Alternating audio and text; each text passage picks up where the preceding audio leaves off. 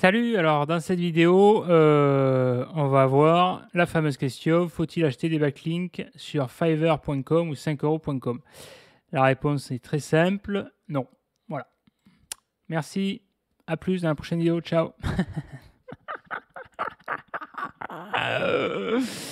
Non, mais enfin voilà, je veux dire, cette vidéo va être très rapide. Non, c'est non, voilà. Non, parce que si tu veux, c'est... En fait, je sais pas si tu connais ces marketplaces là. Bon, en fait, 5euros.com, c'est une copie de Fiverr.com c'est en français, quoi. C'est une mini copie, voilà.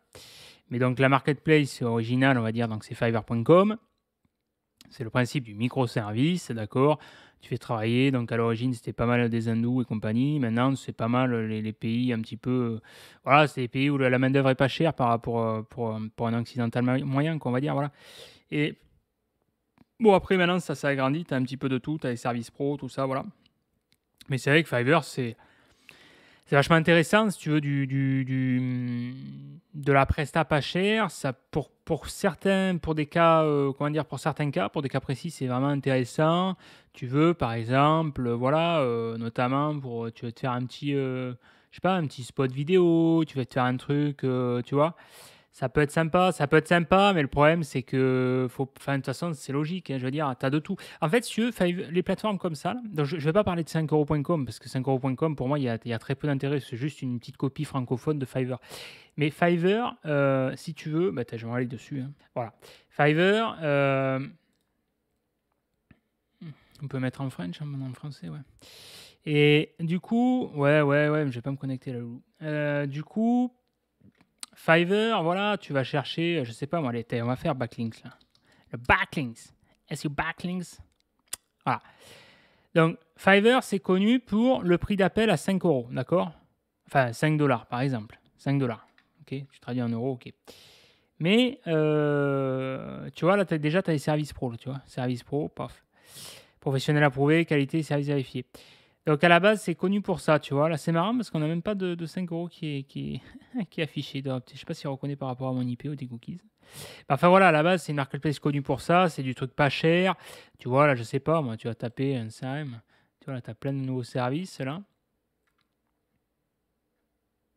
Putain, mais ils proposent plus les services à 5 euros ou quoi?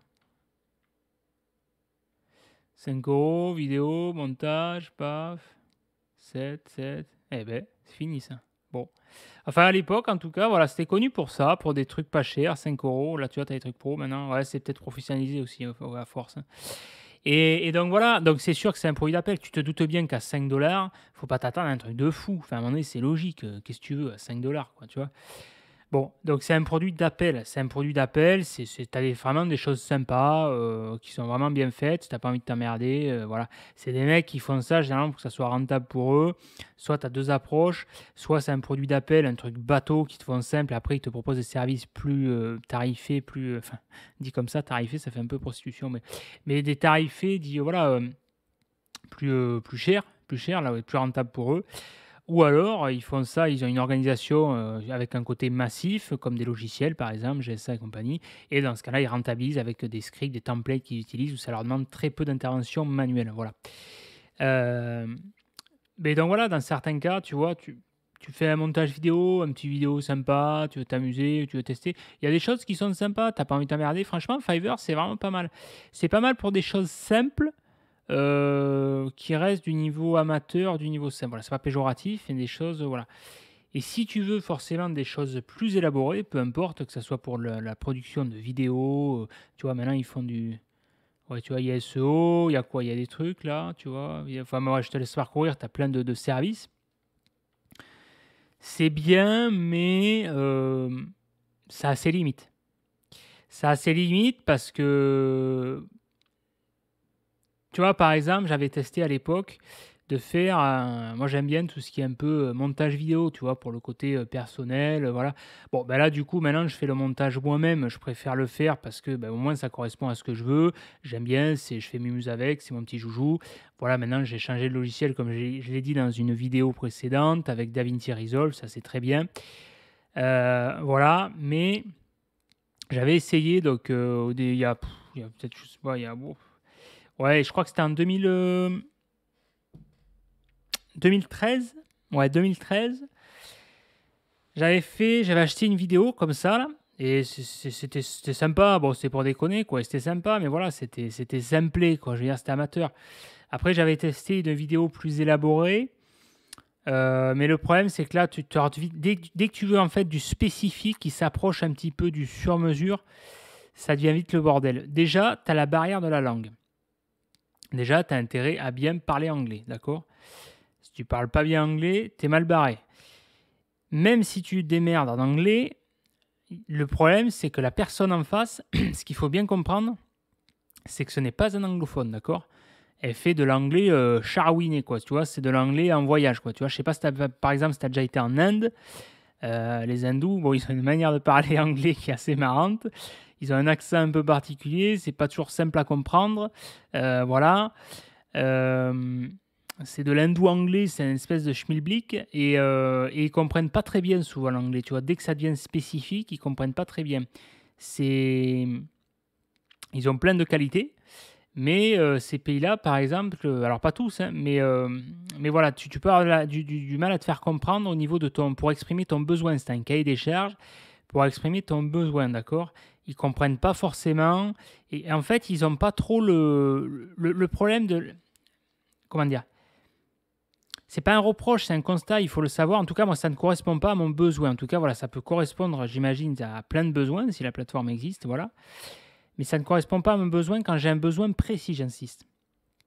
Par exemple, si tu es dans le cadre d'un montage vidéo, c'est un montage vidéo avec un besoin précis, un cahier des charges précis, d'accord, ils vont pas avoir cette logique d'être force de proposition, d'être créatif, cette mécanique de, tu vois, ils vont être assez tac tac tac bateau, ça va être assez simplé, tu vois. Enfin, je sais pas comment l'expliquer, mais voilà, c'est pas, je vais pas être satisfait, quoi. Je vais pas être satisfait de la prestation, ça va pas me parler, ça correspond pas à mon besoin, voilà. Après, tu as également des services plus professionnels, d'accord? Là, tu vois, donc forcément, les prix vont être différents, tu vois, 55 euros. La qualité pro, c'est encore autre chose, c'est vraiment une gamme au-dessus, tu as plusieurs gammes de services, voilà. Bon, là déjà, c'est un autre budget, mais tu as également la barrière de la langue, et ils ne comprennent pas forcément ce que tu veux, ok? Moi, en tout cas, par rapport à mon expérience, voilà, ça ne me satisfait pas. Bon, je parle de ça, mais à la base, ce n'était pas du tout l'objet de cette vidéo, je m'en excuse. Je m'égare, faut-il acheter des backlinks sur Fiverr? Donc dans cet exemple-là, non, pas du tout. Pas du tout parce que ça va être du blast. Ça va être du blast bête et méchant, mais quand je dis du blast, c'est du blast en mode bœuf. Voilà. Il n'y a aucune stratégie. C'est, admettons, je sais pas, moi, tu demandes à faire des liens sur, je sais rien, ils vont te demander ton mot-clé, ton URL, voilà, ton mot-clé, ton URL, et tu vas te positionner, admettons, sur rachat de crédit, ils vont te mettre de l'exact match, enfin, ça va être du leaking, du netlinking à l'ancienne dans les années 2000, quoi, tu vois. Mais le problème, c'est que ça, tu fais ça, enfin, c'est le meilleur moyen de te pénaliser ton site, quoi. Tu te fais ton propre négatif SEO, quoi. Donc c'est pas bon, ça je te déconseille fortement. Ça, généralement, ceux qui prennent ces genres de prestations sur Fiverr, c'est plus pour faire du négatif sur des concurrents, d'accord? Ça, c'est encore autre chose. Ça, moi, c'est un état d'esprit que je ne cautionne pas, mais alors du tout, du tout, du tout. C'est à l'exact opposé de ma philosophie, voilà. Pour moi, tu as deux écoles en SEO, je ne parle pas de Black Hat, de White Hat et compagnie, du branlage de quéquette. Ça rejoint pour moi l'école sportive. Tu as l'état d'esprit sportif, ce que j'appellerais le bon sportif, d'accord? Où tu charbonnes, tu vas être défoncé pour aller en première position. Si le mec, il est devant toi, tu vas dire putain, comment il a fait, tu vas t'intéresser, tu vas tout faire pour passer devant lui, d'accord? Mais en bossant sur tes sites, d'accord? En te sortant les doigts du cul. Et tu as la deuxième école où en gros, C'est les mecs qui sont vachement frustrés, jaloux, tu vois, et incompétents. C'est-à-dire qu'ils vont voir des mecs, des concurrents devant eux, et plutôt que de se sortir les doigts du cul, de charbonner, de se poser la question, d'activer la matière grise, d'accord, de chercher à entreprendre, d'accord, à essayer de se remettre en question, de tester et d'y arriver. Non, il préfère défoncer le mec. Voilà, il préfère s'en prendre, tu vois. C'est comme le sportif que plutôt que, tu vois, il va essayer de passer devant toi si tu es devant lui, si tu cours par exemple, ou si à la muscu, à la presse, tu soulèves plus que lui, ou vous développez couché et tout. Le mec, plutôt que de se transcender, plutôt que de, tu vois, voilà, ça c'est le bon état d'esprit, non, il va essayer de clac, te foutre un couteau, ou te droguer, ou tu vois, voilà. Ça c'est l'état d'esprit, voilà, bah, en gros c'est le fond du caniveau, c'est la sous-merde, t'as les ronces, tu vois, les ronces, tu vois, t'as la merde, et t'as en dessous de la merde, tu vois, voilà. T'as le caniveau, les rats, et t'as en dessous, voilà, tu vois. Voilà, ça c'est l'état d'esprit très nauséabond, ça, voilà. Et ça, souvent, ces personnes-là, ces mecs-là sont prêts à dépenser des centaines et des milliers d'euros pour espérer défoncer leurs concurrents. Voilà. Alors ça, pour que ça marche, il faut que ça soit vraiment massif. Voilà. Il faut que ce soit massif. Je ne m'étendrai pas là-dessus parce que je n'ai pas envie de donner des idées. Mais voilà. Mais sinon, dans une approche de SEO classique, saine, on va dire, je le déconseille fortement parce que les mecs font n'importe quoi, ils ne savent pas ce qu'ils font. C'est-à-dire que les mecs, les prestats qui te font ça ne savent pas ce qu'ils font. Alors, c'est pas le problème de logiciel, hein. Ils veulent utiliser GSA, ça marche très bien, Xrummer, ça marche très bien, contrairement à ce que les gens disent. Voilà. C'est juste la manière de l'utiliser qui a changé. Il y a une manière, encore une fois, c'est pas le problème des logiciels, ce n'est pas l'habit qui ne fait le moine, c'est la manière d'utiliser, c'est le cerveau. Voilà. C'est toujours pareil, c'est celui qui pilote derrière, c'est celui qui donne les instructions. Le logiciel, il ne fait que exécuter des tâches. Celui qui donne l'instruction de la tâche, c'est le prestataire. D'accord? C'est la personne derrière, c'est l'humain. C'est ça qui peut poser problème. Si l'humain fait de la merde, si tu dis à la machine de faire de la merde, au logiciel de faire de la merde, il va faire de la merde. Voilà. Mais ça ne remet pas en question là, les compétences du logiciel, les fonctionnalités. Voilà. Donc ça, tout ça pour dire, je le déconseille très fortement, surtout si vous ne savez pas ce que vous faites, si vous n'avez très peu d'expérience en référencement, si vous débutez, ce n'est clairement pas le truc. Ou alors dans ce cas-là, faites-le juste à des fins effectivement de test. Prenez un nom de domaine que vous êtes prêt à défoncer, d'accord? Vous prenez un nom de domaine à tester, ok, sur une niche que vous voulez tester. Et que vous partez du principe de dire voilà, ce site-là, je suis prêt à le défoncer. Ok, s'il se prend une pénalité, c'est pas grave. Voilà. Dans ce cadre-là, oui. Mais par contre, si vous bossez pour un client, déjà, c'est no way, non, c'est même pas la peine. Ça, vous ne faites pas ça pour un client. Là, c'est de l'irresponsabilité. Voilà. Et là, vous pourriez d'abord avoir un souci au niveau juridique. Ça sera vraiment de votre responsabilité. Voilà. Non, ça, je déconseille. Je ne peux pas être plus clair là-dessus. Voilà. Juste pour finir sur la partie de début, qui n'a pas vraiment un rapport avec les liens, faut-il acheter du BL ou quoi, sur Fiverr et tout. Donc ces plateformes-là, elles sont bien pour des cas précis. Là, si vous avez besoin, par exemple, pour du montage vidéo, pour du script PHP, pour des besoins précis en technique ou autre, moi, généralement, ce que j'aurais plus tendance à utiliser en termes de marketplace de plateforme, c'est coder.com. Je ne sais pas si vous connaissez, c'est une marketplace connue. Où là, c'est vraiment, je trouve, c'est très bien. En tout cas, ça correspond à mon besoin.